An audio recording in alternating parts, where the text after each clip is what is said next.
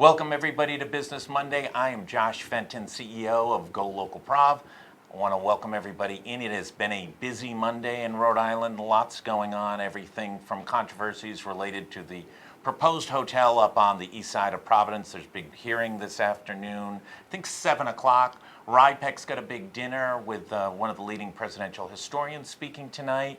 Lots going on related to the controversy around Burrillville High School in Central Falls and whether or not racial comments were made on that. Some are calling for a ban of Burrillville High School sports for a full year.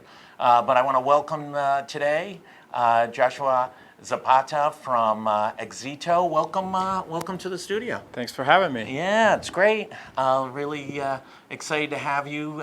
You lived in a world that I used to live in the marketing and communication. That's right. And you've got all the bells and whistles going now, right? Absolutely, yeah. We're definitely leveraging a lot of technology. Marketing has shifted a lot to include a lot of technology elements, so our firm implements a lot of technology within our campaigns. You've got an interesting kind of A-list client list, everybody from Brown University and University of Rhode Island. Let's talk about sort of how you built the firm and how you intersect with those types of clients. Yeah, so the firm was started in 2004, and initially it was really something that we started doing part-time. It's two other partners, so I'm very grateful to have their support. And we have been evolving as we have gotten older, as the industry has been shifting. We have added more and more capabilities. So it was really something that we actually started right out of college. I graduated from Bryant. My two business partners graduated from Rhode Island College. We've known each other since we were in high school, actually through a program called Upward Bound. Oh, sure. And then from there, we essentially said we want to start our own company. We want to stay in Rhode Island. And then we built our company. And ever since these past 14 years, it's been evolution after evolution based on the market conditions. You've really started to implement not only technology and leveraging the tools of social media, but also, I read some of the comments in your blog about sort of almost an AI approach to That's right. To managing these campaigns and micro-targeting. Talk a little bit about that. Yeah, artificial intelligence is just starting to become a big thing in regards to a lot of elements behind marketing campaigns. So what we're looking at now is really improving the analytical part of campaigns with AI. So a lot of AI tools are actually giving us insights that will normally take someone a lot longer to actually get on their own. So the beauty behind that is now we're able to be more efficient and more effective as we actually run programs for our customers. And give us an example. Where has a campaign morphed from sort of being blocking and tackling and a lot of handwork to a much more integrated, technology-driven strategy? So I think everything now begins with technology because, social media is a technology. Websites are a technology. So we're really leveraging technology significantly, but we're also, we believe we live in two worlds, the online world, the offline world. So we're constantly saying, okay, well, if we have a certain objective, how are we communicating to our audience via online mechanisms and offline mechanisms? So we try to merge the two. Right. And an example would be, okay, maybe there's a postcard or a letter that someone gets in the mail, but behind that, there's a call to action to go register at a specific website. We could also trigger all kinds of things based on geographical location. So, it's really like a lot of workflows are starting to come about in a lot of marketing campaigns. And what we're using is different channels to communicate that message. Give me an example of, a wildly successful campaign. Here's your minute 30 free commercial. Yeah, I guess we have one client that we can track from search engine optimization services over $2 million of new revenue. Wow. So that's one of the reasons that 5 years in, he still contracts with us, and that's just one little piece of what we do for him. Right. So that's been a huge success for that company, on top of everything else that we're doing for them. Talk a little bit about the difference between working B2c versus B2b, meaning business to consumer, that person who's going to drop down their credit card, or B2b where you're kind of influencing the channel. It may lead directly to business, but it may have some other sophistications to it. So we mostly work with, when we first started the agency, we did some work that was B2c to consumers, but most of the work that we do now, it's directly with other businesses. So one interesting example is a lot of our customers go to market through partners. So that's like an area where we're trying to influence the channel. So an example of that is we have one customer that goes to market with 30,000 individual reps, and we're looking to create all the sales enablement and all the campaigns to engage, educate, and really attract new individuals to continue to sell that product line. That's great. So that's an example of B2B. It might be, like you said, influencing a specific channel to support and then ultimately drive some revenue growth. How many folks at Xzito now? We have 11 in-house, and we have about 10 different strategic partners that we bring in. That's great. And biggest successes?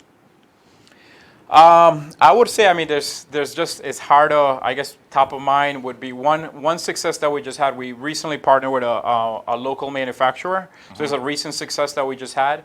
The name of the company is called Wiesman, and we actually launched a B2c and B2b strategy. So let's talk a little bit about the B2c.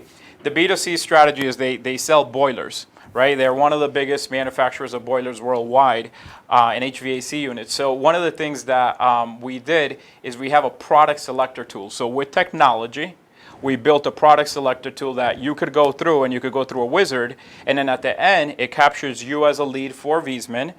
But it also, you as a consumer, it gives you actually recommendations on which product you should consider and why. And then to connect it to the B2B world, they have a partnership with contractors throughout the U.S. that sell their product. So they're trying to connect the consumers to the contractors. Right. So that's an example of living in these two worlds of B2C and B2B. And that's been a recent success. In your mind, is everything mobile now? I mean, are we almost to that point in which the entire world lives on that device in their pocket? Absolutely, and even our watches, smartwatches, smart devices. I'm not smart enough to have a smartwatch. I don't know about that. I think you're very smart. So yeah, I would say like smart technology is all over the place, and now we're starting to see even more and more wearables. Yeah. So those are some of the things that we are constantly testing. So we're always purchasing the latest and greatest technology, and we're saying, okay, how can this help our clients deliver brand excitement, which is ultimately why we're in business. When you get a new piece of technology, we look at this obviously as well. What point do you say, okay, the penetration rate of that technology within that target audience is at a high enough level that it's worth the level of investment? I think it depends, and that's in a case-by-case scenario, but I would say oftentimes when you're early on, you can really create a differentiation position for yourself. Because there's no crowd there? There's no crowd, you can interrupt, you can really, and also like if we look at like Facebook or Google when they first came out, right, the advertising cost was relatively low. Oh, it was awesome, wasn't it? Absolutely. You spent $100 and you get 1 million impressions. Right. When we launched GoLocal, $100 got you 1 million impressions. It was just sweet as sweet could be, wasn't it? Absolutely. So I mean, that's the thing. When you are an early adopter with certain technologies, you can really have you can not only interrupt the noise within the marketing channels, but you could also take advantage of some cost efficiencies and cost reductions. What's been the biggest struggle, the biggest frustration over the last few years as you guys have gotten bigger, a more mature company, more sophisticated clients? What's been some of the frustrations? Yeah, so when we first started, we really started our company because we wanted to help we wanted to apply our unique abilities to the market, right? We wanted to apply what we knew and what we felt was possible with our own skill sets. As we started to grow and added more team members, now we're bringing other unique abilities to the team, and those dynamics can get complicated. Yeah. So I think one of the things that gets complicated is what a lot of businesses term, talent. Yeah. Talent development, talent acquisition. With that, for us, has been processes. It's hard to standardize something that is constantly shifting and changing. So we have made some attempts on streamlining our processes, but right when you streamline one thing, all of a sudden it changes again. Right.